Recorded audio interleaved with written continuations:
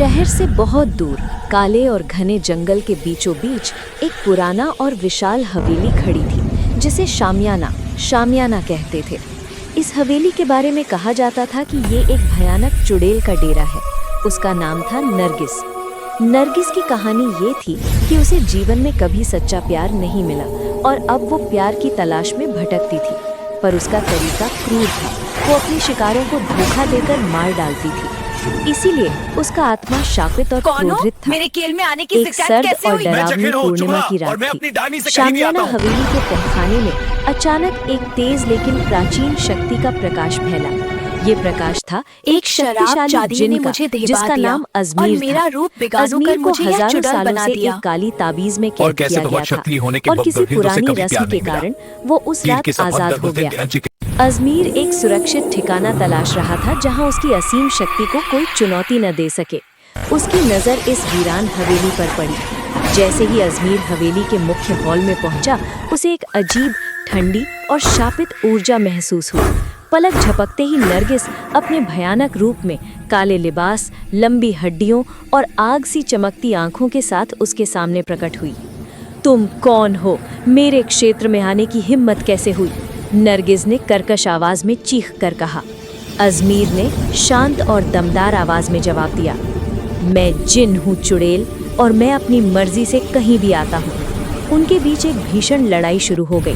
नरगिस अपनी शापित जादुई शक्तियों से अजमीर को बांधने की कोशिश कर रही थी और अजमीर अपनी प्रचंड ऊर्जा और रोशनी के वार से उसे पीछे धकेल रहा था। हवेली की दीवारें कांप उठीं और शीशे टूट गए। कई घंटों तक ये संघर्ष चलता रहा। आखिरकार दोनों थककर आमने सामने खड़े हो गए। उनकी शक्तियां लगभग बराबर थीं।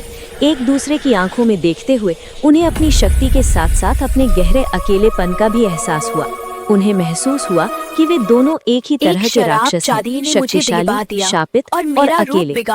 संघर्ष समाप्त हुआ और दोनों ने शामियाना को अपना साझा ठिकाना बना लिया। नरगिस, जो हमेशा क्रूर और अनियंत्रित थी, पहली बार अजमीर की शांत लेकिन विनाशकारी शक्ति के सामने कुछ हद तक शांत हुई।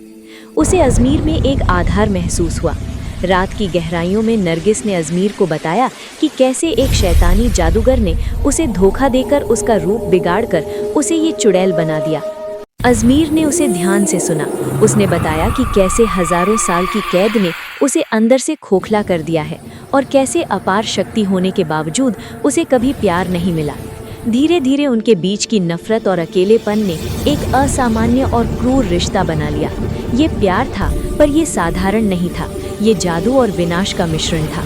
अब नरगिस और अजमीर ने मिलकर हवेली पर राज करना शुरू कर दिया। उनकी प्रेम कहानी सुंदर नहीं थी, बल्कि ये आतंक और भय का प्रतीक थी। उनके क्रूर प्रेम को जीवित रहने के लिए मानव बलि की आवश्यकता होती थी।